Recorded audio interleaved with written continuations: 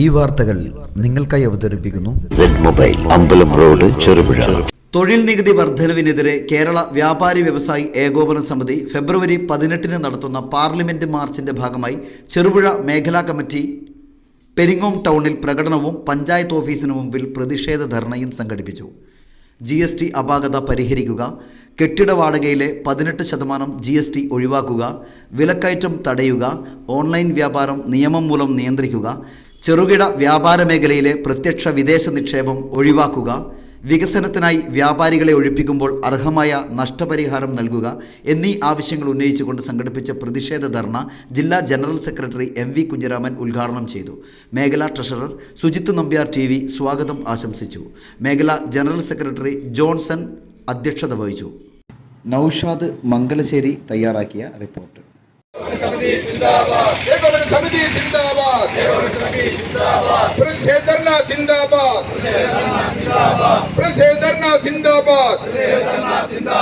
കുത്തനെ കൂട്ടിയ തൊഴിൽ നികുതി പിൻവലിക്കൂ സർക്കാരെ. തോന്നും പോലെ നികുതികൾ കൂട്ടി വ്യാപാരികളെ ദ്രോഹിക്കും, ഉപഭോക്താക്കളെ ദ്രോഹിക്കും. സർക്കാരിന്റെ തീരുമാനം പിൻവലിക്കൂ സർക്കാരെ, പിൻവലിക്കൂ സർക്കാരെ. തൊഴിലുകൾ ഞങ്ങൾ സ്വയം ഉണ്ടാക്കി, ജീവിതമാർഗം കണ്ടെത്തി,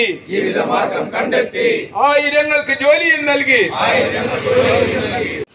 വലിയ പലിശ വാടക, 15,000 വാടക റൂമിൽ ഇതൊക്കെ കൊടുത്തുകൊണ്ടാണ് കച്ചവടത്തിലേക്ക് വരുന്നത്.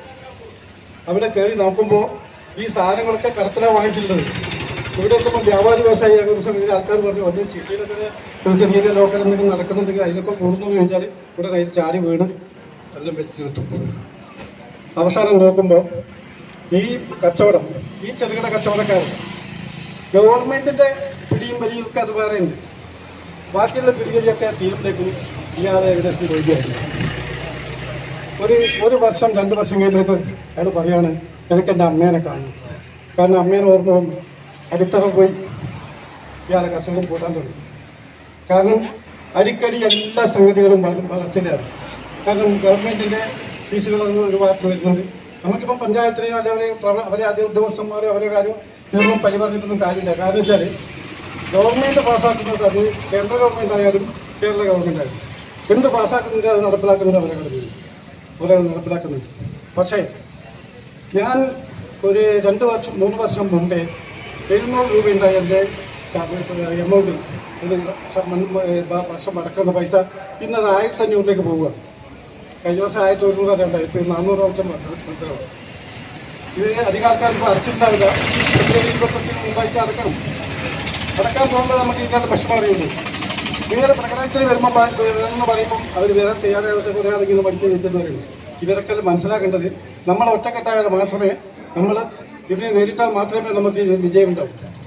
ഗവൺമെൻറ്റിൻ്റെ കണ്ണ് തുറപ്പിക്കണമെങ്കിൽ ഇവിടെ ഇപ്പം നമ്മളിപ്പം വന്ന സമയത്ത് ഇവിടെ ബാരിക്കേഡും ഇതും കാര്യമൊന്നുമില്ല. പോലീസിൻ്റെ വലിയ ബാരിക്കേഡുണ്ടോ അത് കയറി മറിയാൻ നോക്കും. പെണ്ണുങ്ങൾ വരെ അതിന് മുകളിൽ കയറി നോക്കും. അങ്ങനെയൊക്കെ ചെയ്ത് കുറേ വെള്ളം ചിത്രമൊക്കെ നടന്നാൽ മാത്രമേ അവർക്ക് ഗുണം കിട്ടുള്ളൂ. വ്യാപാരി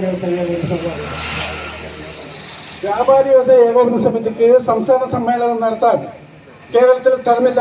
അത്ര വലിയൊരു സംഘടനയാണിപ്പം. എവിടെയും സൗകര്യമില്ല, ഒരു ടൗണിലും സ്ഥലമില്ല. ചെറുപുഴയുടെ ഹൃദയഭാഗത്ത് 7 വർഷങ്ങളായി പ്രവർത്തിച്ചു വരുന്ന Z-Mobile നവീകരിച്ച ഷോപ്പിന്റെ പ്രവർത്തനം ആരംഭിച്ചിരിക്കുകയാണ്. IPhone, Samsung, Redmi, Realme, OnePlus, IQ തുടങ്ങിയ ലോക പ്രശസ്ത ബ്രാൻഡുകളുടെ മൊബൈൽ ഫോണുകൾ ഏറ്റവും കുറഞ്ഞ വിലയിൽ EMI സൗകര്യത്തോടുകൂടി നിങ്ങളിലേക്ക്. Mobile accessories, second hand phone മുതലായവ ലഭ്യമാണ്. കാലത്തിന്റെ ആധുനികതയ്ക്കൊപ്പം ചെറുപുഴയെ നയിക്കുന്ന Z-Mobile, അമ്പലം റോഡ്, ചെറുപുഴ.